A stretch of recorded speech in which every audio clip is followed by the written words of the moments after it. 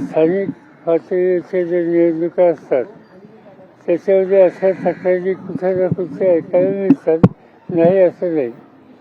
पण संबंध राज्याची देशाच्या निवडणुकीतच मोठ्या प्रमाणात पैसा आणि सत्तेचा गैरवापर हा करून निवडणुकीची संबंध यंत्रणाच हातात घ्यायची हे चित्र यापूर्वी दिसलेलं नव्हतं. ते यावेळी लहान असताना बघायला मिळाले आणि त्याचा परिणाम लोकांची अस्वस्थता वाढलेली आहे. लोकांच्यातली जी चर्चा मी 2 दिवस ऐकतोय की कालच आंदोलनाला येत असताना आंदोलनाच्या बाहेर जे काही लोक भेटले त्या सगळ्यांना जयप्रकाश नारायणांची आठवण राहील. आज कुणीतरी या दृष्टीनं प्रभावी पाऊल टाकण्याची आवश्यकता आहे. हा लोकांच्या चर्चेचा सूर आहे आणि त्याच्यात जी माहिती कळली तिथं दिल्लीला सुद्धा की बाबा आढावांनी यामध्ये पुढाकार घेतला आणि ते स्वतः महात्मा ज्योतिबा फुलेंशी संबंधित अशा वास्तूमध्ये ते बसलेले आहेत. एक प्रकारचा दिलासा बाबांच्या या उपोषणानं सामान्य लोकांच्यात येतोय असं मला स्वच्छ दिसतं. पण याचा अर्थ त्यांनी राष्ट्रीय कर्तव्य देशाची आवश्यकता म्हणून ही भूमिका घेतली, पण त्यांनी एकट्यानेच ही भूमिका घेणं हे काही पुरेसं नाही. शेवटी एक प्रकारचा जनतेचा उठावच या सगळ्या प्रश्नाच्या संबंधी केला नाही तर संसदीय लोकशाही पद्धती ही उद्ध्वस्त होईल अशी चित्र या ठिकाणी आज दिसतं. देशाची सूत्र ज्यांच्या हातात आहेत त्यांना याच्याबद्दल काही घडलेलं नाही. इतकी चर्चा सर्व देशात आहे आणि हे माहीत असताना संसदेमध्ये हा प्रश्न उपस्थित करण्याचा प्रयत्न दोन्ही सभागृहामध्ये विरोधी पक्षांनी केला तर त्यांना बोलून द्यायचं नाही. एकदा 6 दिवसाच्या अधिवेशनामध्ये रोज सकाळी 11 वाजता विरोधी पक्ष नेते दोन्ही सभागृहाचे या गोष्टीला आमचं म्हणणं मांडायला आम्हाला संमती द्या. एवढी एक मागणी करतात की या 6 दिवसात एकदाही बंदी झाली नाही, एवढं नाही तर ते हाऊस बंद झाले. त्यामुळे 1 मिनिटसुद्धा या 6 दिवसात सभागृहात कुठल्याही देशाच्या प्रश्नाची चर्चा होऊ शकली नाही. याचा अर्थ सत्य आहे की संसदीय लोकशाही पद्धती याच्यावरच हा आघात हा राज्यकर्त्यांचा आहे आणि याच्यासाठी आता तिथं काय चाललंय इथपर्यंत शिवी ठेवून चालणार नाही. शेवटी लोकांच्यातच जावं लागेल, लोकांना जागृत करावं लागेल. खरं म्हणजे तर लोक जागृत आहेत, त्याच्यात कोणताही उठाव केला पाहिजे. आज त्याची आवश्यकता आहे.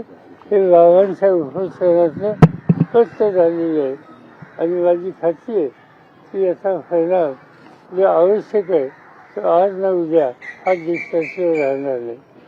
सत्तेचा गैरवापर आणि बऱ्या लोकांना संरक्षण या दोन्ही गोष्टी या ठिकाणी दिसतात. त्याच्यात सखोल मी जाऊ इच्छित नाही, पण आज हे प्रश्न उपस्थित झालेत त्याची नोंद आपल्या सगळ्यांना घ्यावी लागेल. साहेब, ईव्हीएमवर संशय व्यक्त केला जातोय. राज्यभरात 22 उमेदवारांनी फेरमतमोजणीची मागणी केली साहेब आणि पैसे देखील भरले. 30% मतं मशीनमध्ये देतो असं तुम्ही सांगितलं मगाशी, पण तुमचा विश्वास बसेल नेमकं काय होतं ते मतं 30% ऍड करण्याचं? दिसतंय आता माझ्या हातात त्याचा पुरावा नाही.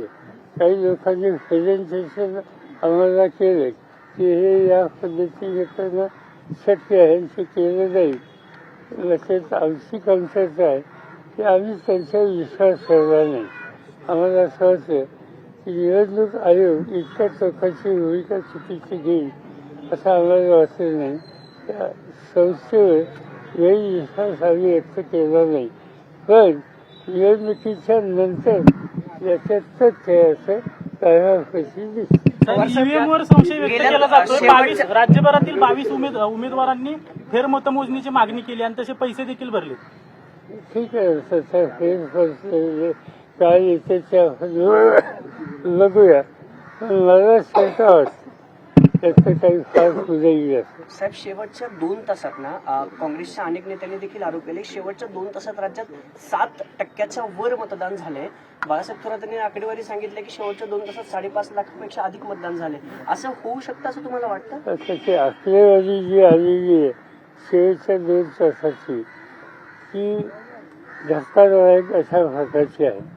बाळासाहेब थोरात जे बोलले ते इतके बाळासाहेब आहे अशी माहिती अनेकांनी दिली, आधारासह दिली आणि त्याचा विचार हा करावा लागेल.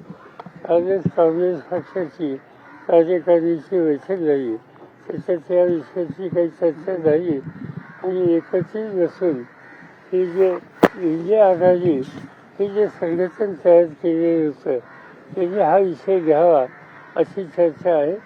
माझ्या मते सोमवारी मंगळवारी त्याच्यात काहीतरी निर्णय होईल. साहेब, 15% मतं सेट केली गेली असं सांगितलं जातं. खरंच तुम्हाला विश्वास बसतो का या गोष्टीवर? आधी बसत नव्हता, पण आता त्याच्यात ते असं दिसायला लागले. साहेब, एकनाथ शिंदे गृहमंत्री पदावर अडून बसलेले आहेत. गृहमंत्री केलं तरच उपमुख्यमंत्री होणार नाही तर दुसऱ्या कोणाला तरी पद सरकार देणार. स्थापन होत नाही. ते त्यांना विचारलं. साहेब, गेल्या आठवड्यामध्ये स्पष्ट बहुमत आहे. साहेब, स्पष्ट बहुमत मिळालं. गमत असं आहे की इतकं स्पष्ट बहुमत असताना या राज्यात सरकार बनत नाही आणि आजच वाचलं की आता 5 तारखेला काय होण्याची शक्यता. याचा अर्थ स्वच्छ आहे की लोकांचं मत बहुमत या सगळ्या गोष्टी काही महत्त्वाच्या नाहीत. जे काही चाललंय ते राज्याला यश होऊ नये. मुहूर्त नाही सांगितलं जातोय साहेब, मुहूर्त नाही म्हणतायत. मुहूर्त नाही, दीपक केसरकर म्हणतायत मुहूर्त नाही.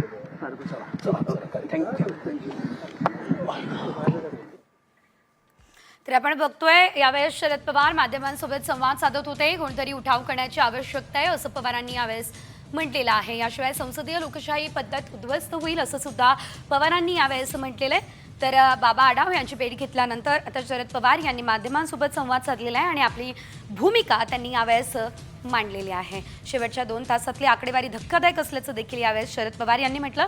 विधानसभेच्या निकालासंदर्भात ते बोलत होते.